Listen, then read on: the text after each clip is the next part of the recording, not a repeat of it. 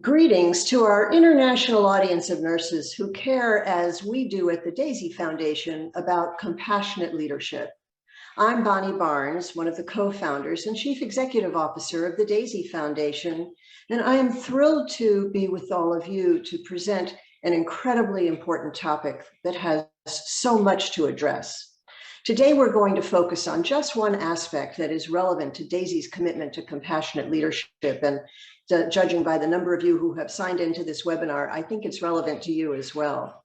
We want to talk about the innovation of diversity, equity, and inclusion as an element of compassionate leadership. Our panel is here to focus on the actions that can transform nurses and ensure that we have a diverse, equitable, and inclusive environment, and one that is truly compassionate for the patients that nurses care for and for the staff. So let's start off with introductions. Jane, would you please take a moment to tell us about yourself and why you're so passionate about this topic? Yes, Bonnie, I'd be pleased to do that, and I'm very happy to join everyone today.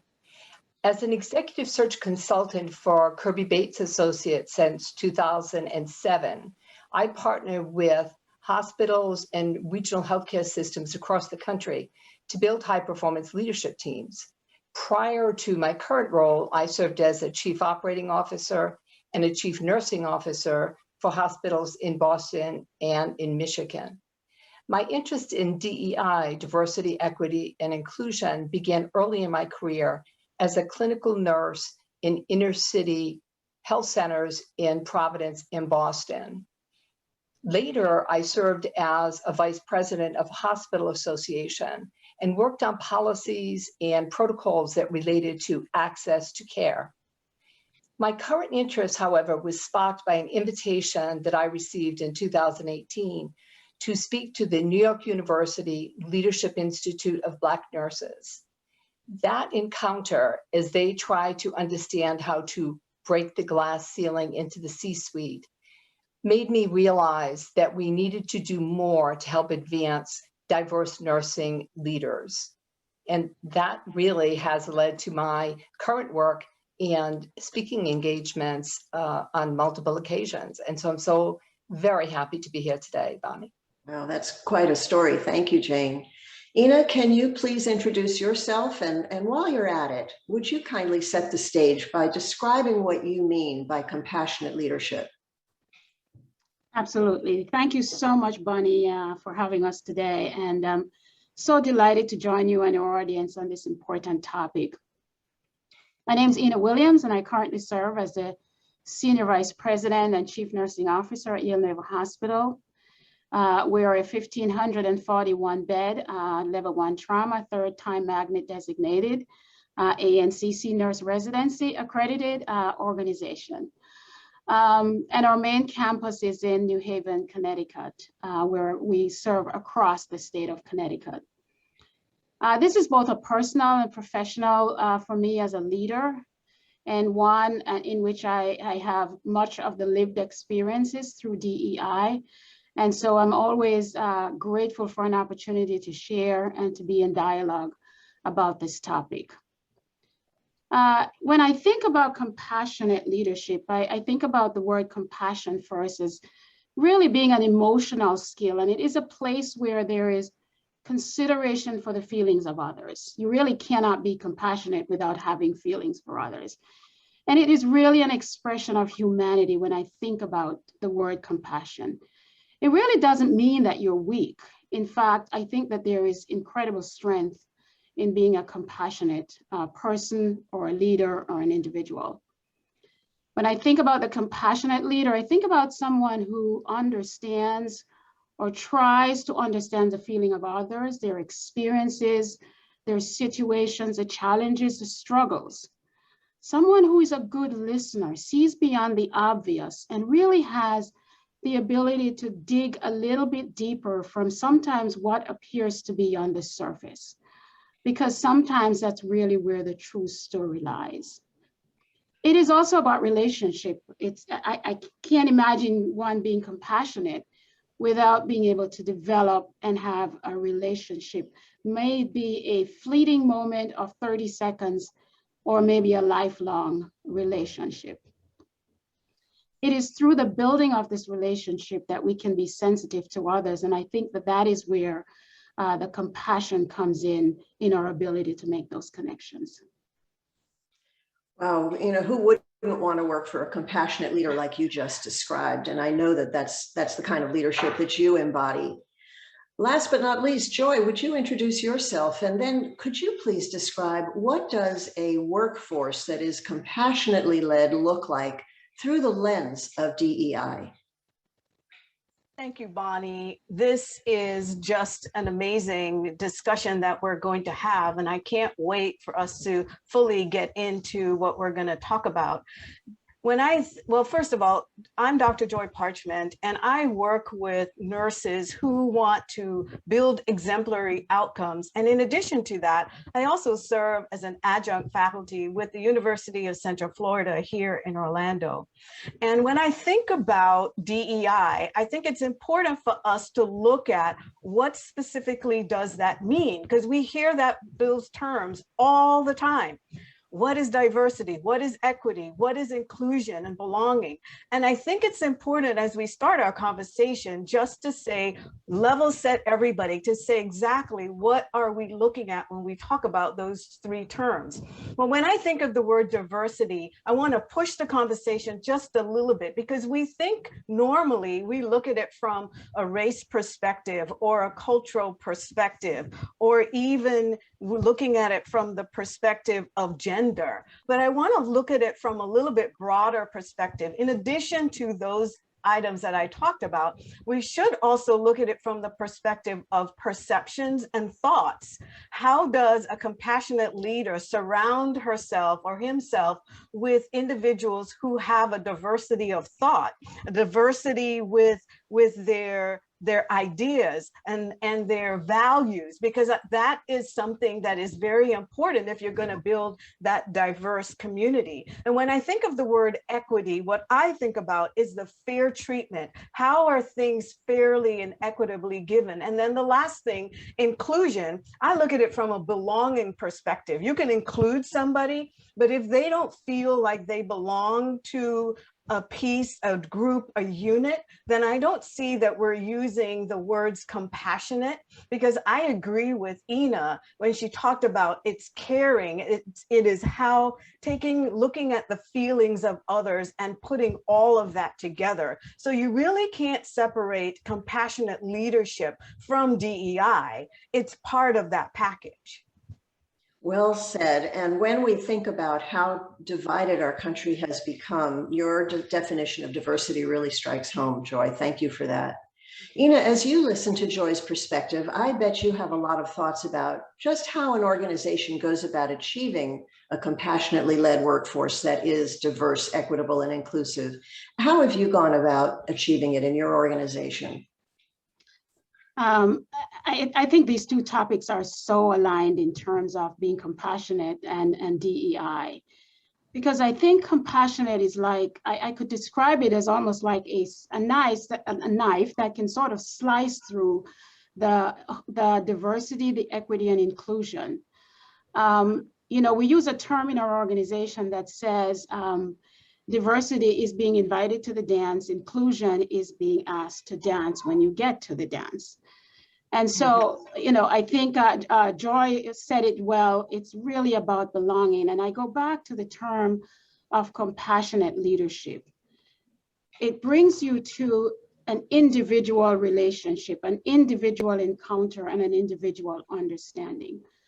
But it also brings us to to think about the structures and the environment and the cultures in which we operate. And we know that there are structural things that have been put in place for many, many years that have created inequity, that created lack of diversity, and resulted in exclusion. And so part of the work that we all have to do is to understand what those structures are. And some of those structures could be hiring structures, recruiting structures, promotional structures, and developmental structures. And so some of the work that we have been doing at Yale Naval Hospital is to begin, we've been on the diversity journey for some time, but really sort of amped this up last year as the topics and the environment and the tension in our society came to such a high point. One of the things that we did was all of our senior leaders wanted to lead the way. And so in being compassionate, we took the lead and we went on stage, we went on a podium and we shared our experience. We shared our diverse experience. Our Black men talked about their experiences and how they had to talk to their sons. Mothers talked about the experiences and how they had to talk to their sons. And I think what it did for us was it created a vulnerability for all of us as leaders. There was not a dry eye in the house that day, but it also opened a space in our organization that says, it was a signal to our community that says, we want to create a safe place for the diversity, equity, and inclusion to happen. As a nurse leader, one of the things I have launched in the past year is a task force and for nursing, and to really begin to look at both the practice of nursing, the leadership structures, and all the components. And we've asked some of our frontline leaders to take the lead in this role. So I think we have to think about structure, think about it. We have to have some processes, and we have to really be willing to lean in and measure what those outcomes are. And I will say this is not the work for the faint of heart, and this is a journey, not an overnight experience, but a real journey. Well, it sounds to me that you and your leadership team showed incredible courage in exposing your own vulnerability, but what a gift that was to your team, and what an incredible way for top management to address this. I often hear that nurse managers have the toughest job in the building. And I'm interested, Joy, Jane, maybe you could talk a bit about how did they address this? How does middle management address this from their perspective? Jane? Yes, Bonnie, thank you.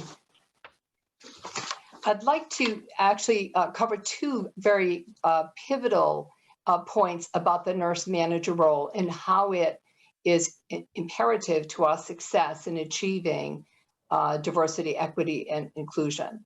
The first is that the managers shape the environment at the point of care. And so as such, it is up to them to create a culture on their departments, on their units, that shows compassion for the patients that they serve. And at the same time, to hire a staff that reflects not only the patients, but the community that they are serving. Another important point, however, is the fact that diverse middle managers often hit what in the literature is referred to as the middle manager plateau. They can get to the middle management level, but they are unable to move beyond that point. It's sometimes said that when diverse candidates present for upper level positions, that they have lean resumes. Why would this be? One of the reasons is that white majority leaders have an inner circle, and often they look like them. And so when opportunities come up, they actually choose people that surround them. They go to their usual suspects, or their usual productive people. And diverse leaders then miss out on fundamental opportunities that move them beyond their current role, and that create the kind of confidence and the kind of experiences that allow them to move to new opportunities. What kind of experiences? Sitting on an interprofessional council, for example, chairing a committee, escorting donors around the organization, speaking to the community about nursing at the organization, things that challenge them a little bit and give them the opportunity to learn. As leaders, as executive leaders, we must make a conscious effort to go beyond our inner circles and to reach out to a more diverse group of leaders to help them to advance. One of the approaches that could be most successful is a sponsorship program. Now, many of us in our organizations have mentorship programs that provide support and coaching for people typically within the role. Sponsorship programs are intentional. They are designed to move a person forward in their career. So a senior leader is assigned a protege who has the qualifications, the interest, and the ability to move to a next level in their career. They open doors. They advocate on behalf of that leader. They bring them into settings that they would not typically be able to enter. They might co-author an article with them. They might involve them in a research project, bring them to an executive forum. It's these kinds of opportunities that would allow diverse leaders to be more prepared to then move to that next level in the organization. Jane, I love the specifics you've just described. I think those are fantastic ideas for what any of us can be doing to sponsor someone that needs to see their career moving along. Well, a question for each of you now. What pearls of wisdom would each of you give to nurses who want to advance to become a compassionate leader and one who contributes to a diverse and inclusive environment? Joy, would you like to start? Oh, absolutely.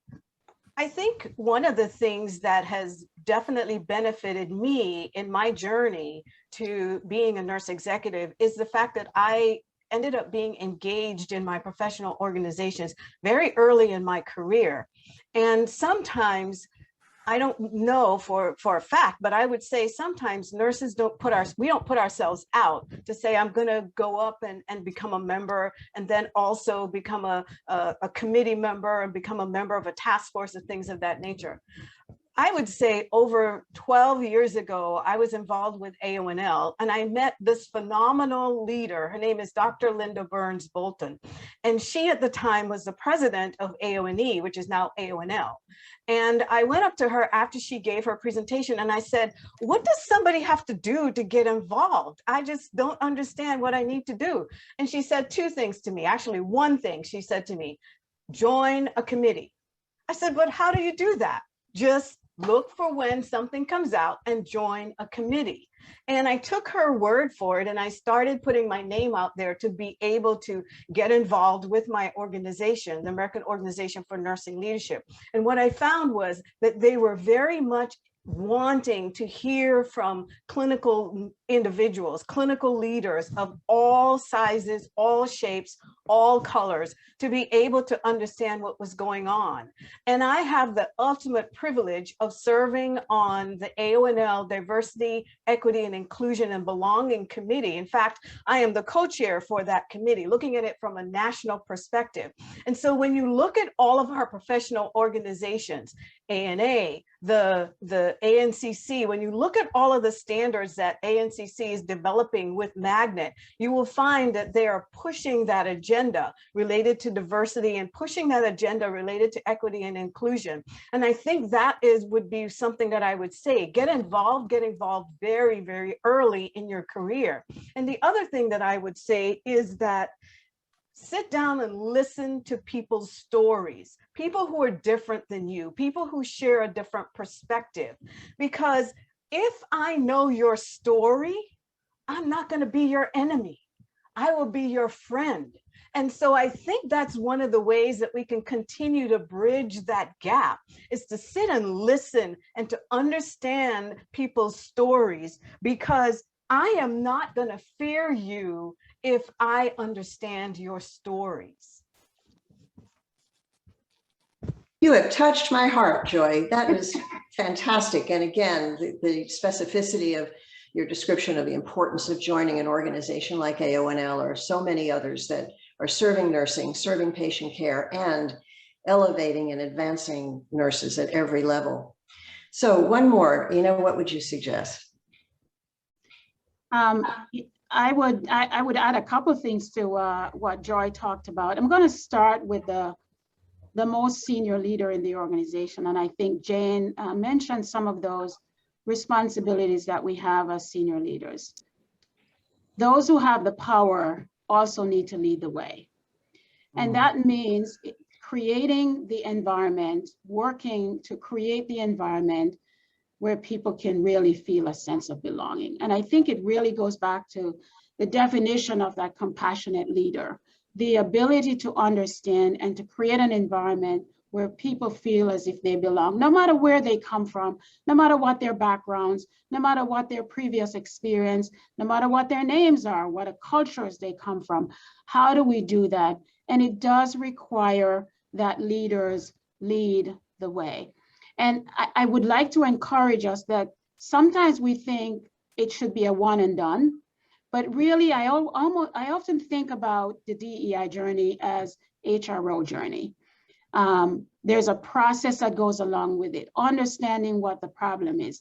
How do we understand what the problem is?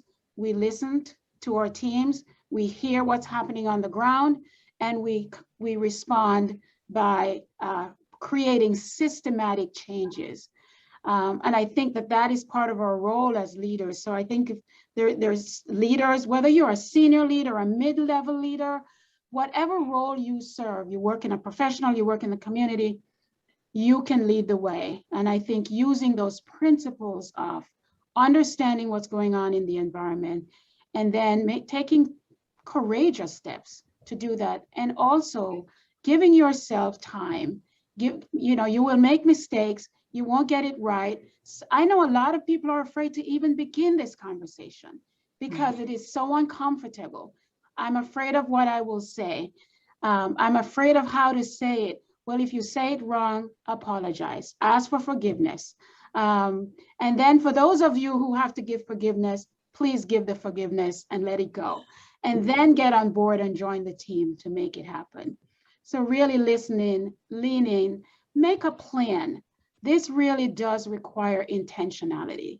It requires focus, it requires diligence, and it requires structure. And so I encourage those of you to really think about it. And the last point I'd like to make is we are a practicing organization. Nurses are practice leaders, right? We use evidence, and we use that evidence to decide what our next response needs to be. There's tremendous evidence on this topic. There's tremendous evidence that work needs to be done. And so using those same principles of evidence-based practice and how you integrate evidence-based practice into the environment is another framework that folks can use to address these. Jane, I want to come back to you for a second and kind of integrate what Ina and Joy have both said, because when I think about putting yourself out there and volunteering for a committee or trying to create a structure that is going to be so responsive to the needs of a diverse environment. But what if you put yourself out there and you don't get accepted? What's a nurse to do? Mm-hmm. So that's a great question. And I have 3 pearls maybe to offer on this question. The first is for executive leaders or those who are in a position to either select or promote others. Be sure that you look carefully at what the criteria are for success, whether that's for a promotion to a new position or for an assignment as chair of a committee, and make those criteria objective and measurable. Eliminate familiarity and likability as the primary reasons that you are appointing someone. If someone is not selected, it's really important to let them know exactly what they could do next time. Give them some kind of feedback. One of the things that I've learned in talking to diverse leaders is that they often feel ghosted because they felt that they met all the qualifications. In fact, they exceeded some of the qualifications of the person selected, but were just told they weren't a good fit. And so that's very discouraging and puts them in a position of not knowing how to move forward. For aspiring leaders, one of the things that I would suggest is that you form a relationship with a search executive or 2. Those individuals can help you to understand the marketplace for your skills. They can help you sharpen your ability to apply for an opportunity and help you to know what you're qualified for and what the opportunities you're looking for are required for competencies. Finally, if you're not chosen as a candidate, don't give up. You should ask for feedback. Is there something that I could do? Is there something that I could work on? In addition to that, ask for appointments. If you weren't selected, go to the individual and say, you know, I was disappointed I wasn't selected. However, I just want you to know I'm really excited about these kinds of opportunities. If something comes up in the future, please think of me. I'm here. I'm ready. I think that kind of attitude, rather than discouragement and just kind of sitting back and thinking it'll never happen, is important. Well, I love the positivity of that approach. That's absolutely wonderful.